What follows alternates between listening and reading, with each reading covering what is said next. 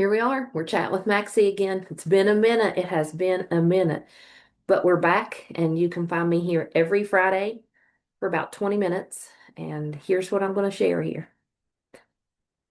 I had a podcast at one time, and it was called Say So Because It Matters. And I still very much believe that. I believe we get to say so, and in saying so, it does matter. In Psalms 107, verse 2, it tells me to let the redeemed of the Lord say so. Well, I've been redeemed by the Lord, and I'm going to say so. Then in Revelations chapter 12, verse 11, it says that we overcome the enemy by the blood of the Lamb, thank you, Jesus, and by the word of our testimony. Well, here we go. I'm here to give the word of my testimony. So what I'm going to do on Fridays is share a more behind the scenes of me, of being me in this body for almost 50 years. I want to share some pretty raw, pretty vulnerable information about myself. However, I'm being so transparent to glorify the transformation that God has done in my life and is still doing. So I don't want to minimize that by trying to condense it down into 3-minute videos daily that I share, like on Instagram and Facebook, though I enjoy sharing those and will continue.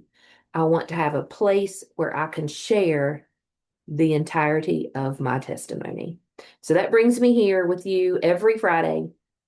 There will be a new episode. This is going to start August the 21st. And yeah, come and find me, share it with your friends. And if you don't like connect with me already on Facebook, Instagram, TikTok, and Snapchat, go ahead, go find me. I'm saying something about something on each platform, and I'm excited to do it. I'm very nervous to share this.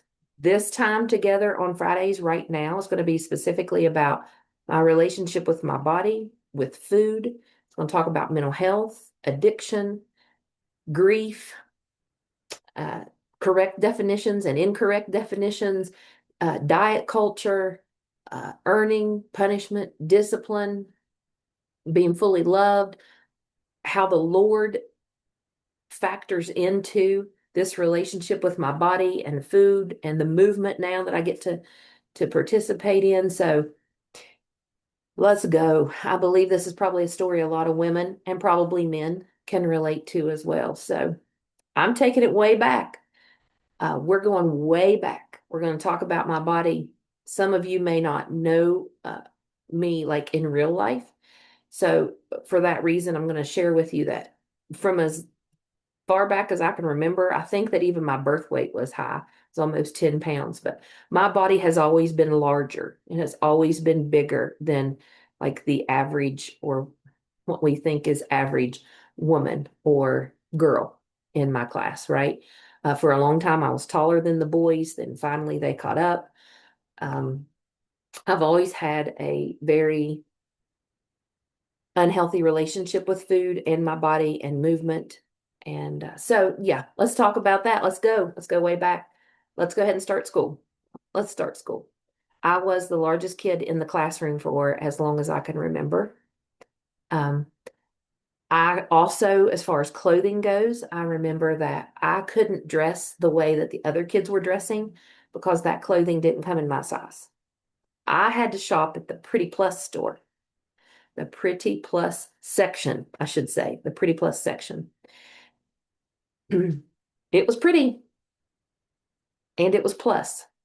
Honestly, I don't really think it was pretty. I'm just gonna be honest, it wasn't. You just did the best you could with what you had, right?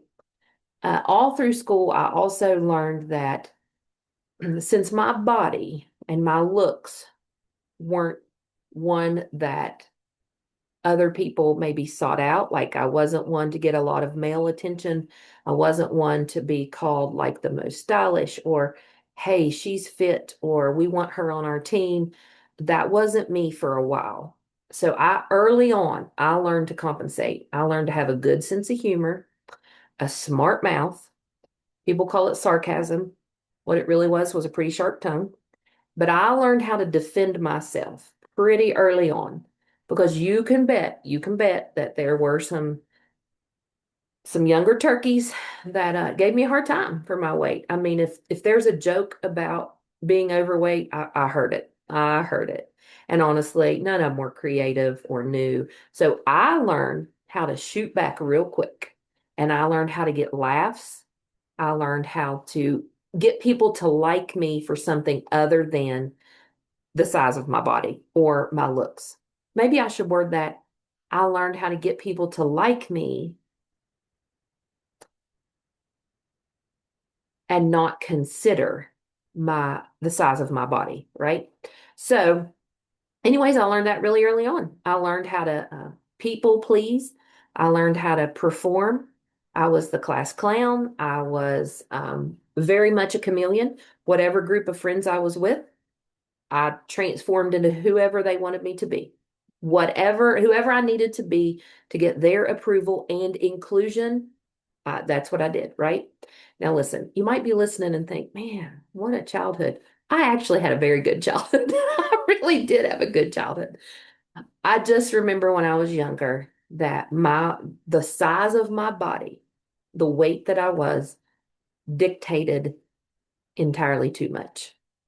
I allowed the scale or the size of my genes to determine if I was happy or sad or valuable or worthy of being liked or included. Um,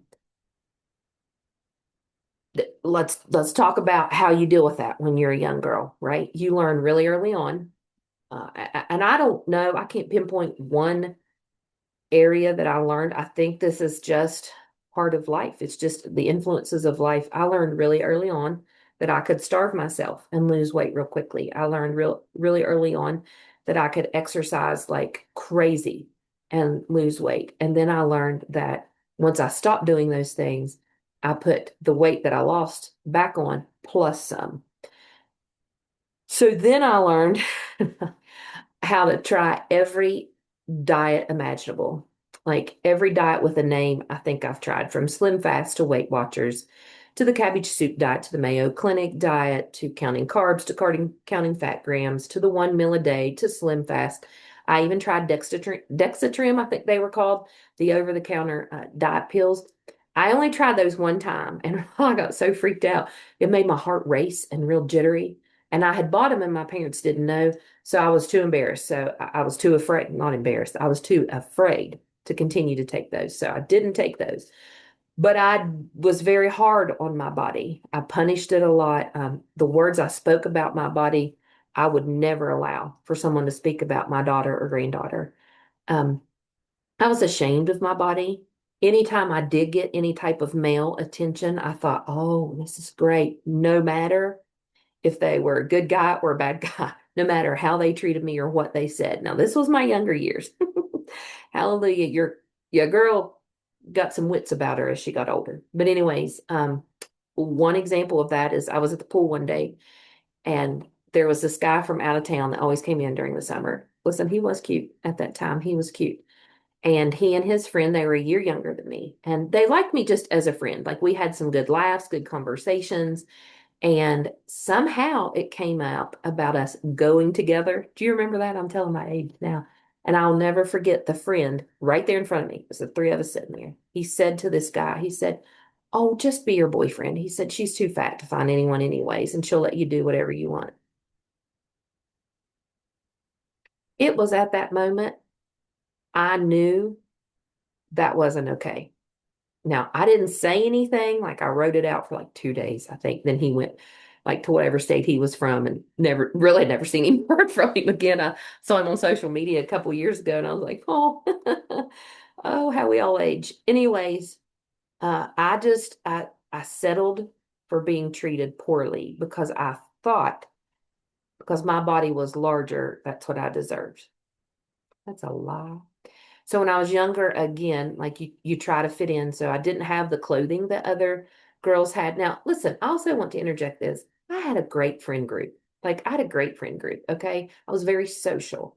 So I do want to throw that out there. But I can even remember all of us at a young age, we were always talking about our weight. We were talking about the latest diet, or our stomachs were too big, or whatever, oh, the thigh gap, our legs rub together. My legs have always held hands. There's never been a thigh gap, all right? They've done life together for as long as I can remember. But I just remember how embarrassing that was. I remember how embarrassing it was trying to wear cute shorts when you did find them in your size and walking and where my thighs rubbed together. Of course, the shorts would work their way up, and I can remember how embarrassed I was to have to like pull those down. And I also remember my body couldn't do a lot of the things the other girls could do. Therefore, I compensated with humor and sarcasm and just being real loud, probably obnoxious. I don't know, but I do know that it was always on my mind. I do know that I so desperately wanted to be able to go to the store. Back then, everyone bought their prom dresses at Deb's, you know. I wanted to go to the mall and get my dress from Deb's, but I couldn't. They didn't fit me. So I had to have my dresses made. Now, thank the Lord, my mom and dad did everything within their power to make sure that I was included, had what I needed, all of that jazz. I just couldn't find the dresses for me. So had mine made every year except high school, and I'll get into that eventually. I'm trying to stay in like grade school, early years right now. I can remember the things that a lot of the people would say. Myself and my very best friend, we had similar body types, but mine was always larger. They'd call us the Twin Towers. Um, I heard, always heard a lot about my weight. And there was one guy specifically that always had a comment to say about, you know, about my weight. And man, it was embarrassing. It hurt to the core. I can remember standing in front of the mirror and like wishing I could take a pair of scissors and just cut my stomach off and cut, parts of my legs off to make them shape and be the size that I thought was normal at that time. Anyways, it was at that time I also learned that discipline was a bad thing. I learned that if you ate too much, you had to like work it off, right? Oh, thank God my eyes have been open to the truth. But I learned early on that discipline was punishment. I now know that's incorrect. But at that time, that's what I thought it was. Now, when I entered junior high, I became an athlete where I was pretty good. I was a pretty good softball player, pretty good basketball player. Um, the thing was, when playing those sports, my body was so big, I didn't fit in the uniforms. My mom had to special order a pair of softball pants for me, and my basketball shorts. Oh, my basketball shorts. I'm trying to tell it without getting emotional. So my mom took a pair of the regular basketball shorts to the same person that made my prom dresses. Her name was Kay. And so she made me a pair of shorts. But of course, they were different material. Now they had the same like stripes and such, but it was very obvious they were not the same shorts that the other girls were wearing. So that's embarrassing, right? And that all 3 years I had to do that because I was too big. However, I didn't get ripped a lot on those because I could hold my own on the basketball court, right? I was an okay basketball player. So um, I was also I like to call myself the wingman. Like, so the guys that wanted the pretty girls, I was friends with. And I was friends with the guys. So a lot of times I was the go-between to convince the pretty girls to give these guys a shot, right? But no one was pursuing me. And so therefore, I interpreted that as being ugly, being not good enough, not wanted, and that really what I wanted didn't matter. Like it started pretty young for me. I just remember how hard it was to be different.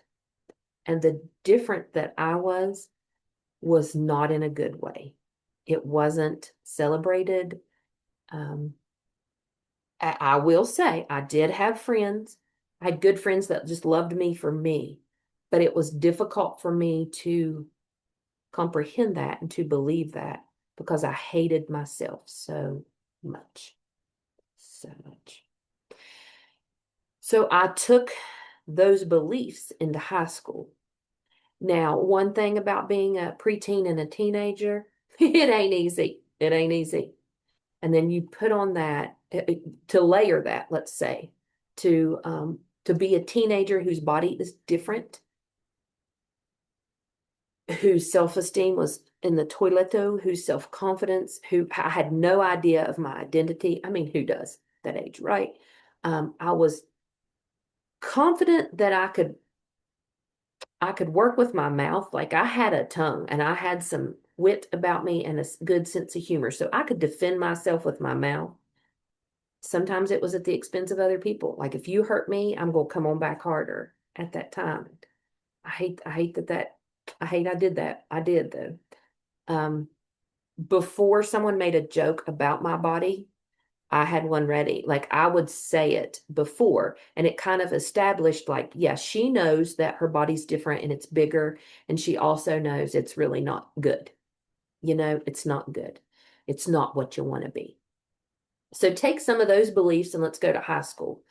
High school, high school, high school, high school. I was all over the place. I quit playing sports. I had a couple boyfriends, thought I was hot stuff with those boyfriends. Um, Still, the clothing options weren't like they were for everyone else. My body was bigger. There was nothing I could do about it.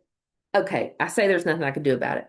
At that time, I did not know of any healthy way to take care of my body.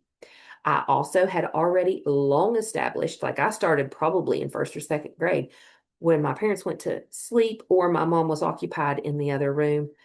My room was right across from the refrigerator. So I went in there all hours of the night, got whatever I wanted, multiple Mountain Dews, like full containers of food, um, chips. My parents never monitored or said anything about my eating. I had a TV in my room, very comfortable room. I was the baby of the family.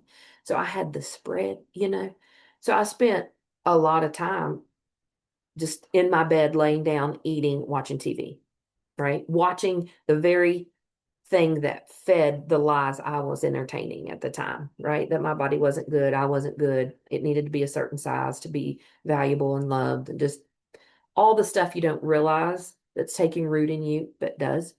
So then high school came along and I was so excited because I was getting a little attention from a fella or two. And again, because I didn't know my identity and because I thought any attention and any love was better than none, I compromised in ways that I wish I wouldn't have. I tolerated things that I look back and think, what was I thinking? Now that did start to wear off, folks. Never fear that. I did not take that into later high school years and adulthood. Okay. Um, but I was different. And not only was my personality different, my body was different. I didn't like to exercise. And when I did, I'd do it a few days and then completely stop. And same thing with eating. I would eat a whole lot and then starve for 3 or 4 days. I probably had an eating disorder, but back then, and I do say back then, it was the 90s, those were rarely, rarely talked about. And I would have never admitted it at the time. But I very much had an unhealthy view of food and movement. And it was all a very, from the lens of like punishment and earning and not enough and your body's bad. Yeah. So get to high school. Again, I have friends. I'm included in social events, right? Social gatherings. I mean, I was a social butterfly. I still have many friends to this day, people that I love. I love people. But my body was different. It was bigger. I can remember one time I was at a fella's house and I had on red, back then they were skirt pants, red skirt pants, and this, oh, horribly ugly button up shirt, but it's the only one that I could find that would fit me in like the stores that sold the clothes that I could wear. And you just made the best out of it, right? And so I can remember someone in his family made a comment about my weight. It was humiliating. He did his best to take up for me, but Lord, we were young and it was humiliating. And so from that moment on, I hated to be around that particular family member because I never knew when something was going to be said. I can remember you always check chairs to make sure they were wide enough and they would hold you, when you entered a room. And when I entered a room, I would see kind of the largest woman in here, girl at the time, the largest girl in here. And yeah, I just put my body a lot, through a lot. I was so hard. I was not kind to my body. I was so hard on my body. Yeah, so that was kind of the first couple years. Then mid high school, like sophomore, junior year, I experimented some with drinking and carrying on like a fool. And Yeah, that didn't help the body either. Those weren't good choices by any means. But I did whatever I needed to do to fit in because I felt like I already had three strikes against me because I was fat, because I was heavier. I was not only 5'9" with a 10 wide foot, my body was huge. I did not have the clothing, I didn't have the confidence. Uh, Gosh, it was really something. Now, my latter years, I grew a little bit of confidence to be who I thought that I was, but I wasn't, it wasn't pretty either. So then I got in my head, when I graduate, I'm getting away from here and I want to go to a school where no one knows me. Because if no one knows me, they don't know that I've been heavy my entire life. And in my mind, I thought, okay, my senior summer before I leave for school, I can have this big transformation. And then these new people, they'll never know I was heavy. They'll never know I had a bigger body. Bless, that didn't happen. I mean, what a ridiculous, ridiculous idea. But I really thought that happiness hinged on the size of my body. I really did. I did not realize, I just didn't realize at the time how much of the weight I carried went way beyond the physical weight, right? The striving, the pretending, the performing, the people pleasing, the jealousy, the competing, the comparison, the envy. Always wanted to be someone else, always wanted to look like someone else. And I thought that was the answer. That's where happiness was found, in being skinny. Being skinny. I gave it my best heave ho. I can't tell you how many times I was in and out of Weight Watchers and on and off diets and Slim Fast and Lean Cuisine and Jenny Craig and you name it, we did it. Even a friend of mine, I forget how old we were, her parents went with us. We went to Charleston to try to get hypnotized to lose weight. I'm gonna let you sit on that just a minute. We sure did. That same friend, I wouldn't, she invited me to the beach many summers. I wouldn't go because I was so embarrassed because I was fat and I couldn't find a bathing suit that I thought would look good at the beach. I mean, I was at Baker Addison Pool every day. I didn't care about that, but I thought I had to be something special. So I even let my weight rob me of experiences and memories to be made with people that loved me just as I was, right? So anyways, we're in high school. I skipped ahead a little bit, but in high school, we were talking about prom dresses. Okay, prom dresses. Land O'Lakes. There was a girl that was a couple years older than me, and her body, it was not big like mine, but it wasn't the teeny tiny little twig that just seemed to be everywhere and celebrated. And I can remember admiring her so much. She was beautiful. I loved her hair. I loved her style. I loved the way she carried herself. I loved her personality. Man, I thought, oh my gosh, like whatever she has, I want it, right? So I can remember her going to prom one year. She had this beautiful blue prom dress. And I thought, that I want that dress. I want that dress. I knew we wouldn't be at the prom at the same time because she was older than me. And so when it came prom time, I reached out to her and asked, and sure enough, she had it. I tried it on. It fit like a glove. Oh, y'all, I was so happy. I had never felt prettier in my entire life than I did in that dress.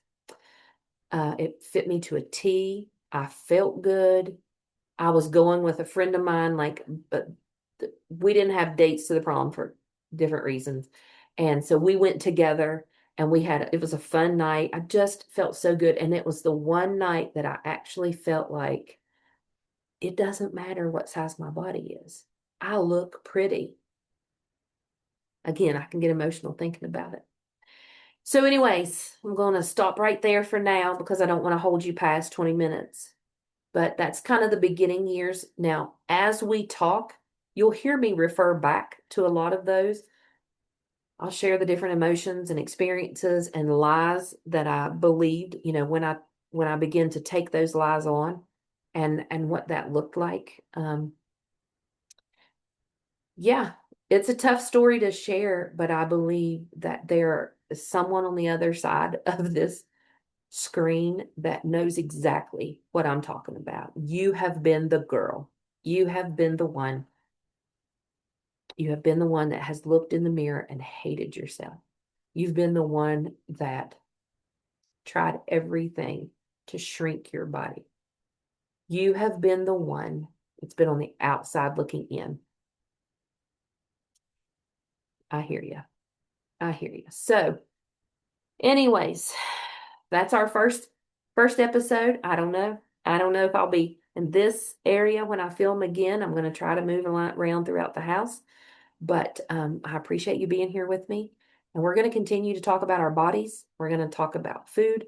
We're going to talk about a lot here. We've got a lot to chat about, okay? And we're going to learn from each other and eventually catch up to where I am now in the present, which is, glory to God, my prayer that everyone gets to where I am now. So again, if you aren't familiar with me, Maxetta Gad, you can find me on all the platforms. Please go there and subscribe or follow or friend request or I don't know. I don't know all the tricks and all that jazz. You get a little something different on each platform. Yes, I do share usually one or two videos from my day across all my platforms, right? So my walking videos and usually a car chat I'll put up on Facebook, Instagram, YouTube Shorts, and TikTok. However, I'm a little goofy on Snapchat. I'm always rambling on TikTok about something. My stories on Facebook and Instagram are often a little different. I love Facebook. I'm building my courage though, you see, because on Facebook, it's people in real life that I know. Like I'm going to go to the grocery store and see them. However, I believe that God has prompted me to share my story for such a time as this. And that means probably for the people that I see at the local grocery store too. So I'm getting a little more brave over there. Okay. I'm getting a little more brave. But yeah, go ahead and subscribe and come back next week and we'll still touch a little bit on high school years. Then we're going to go on into that early adulthood and those college years. Bless. Bless. All right. I think that's it. Thank you.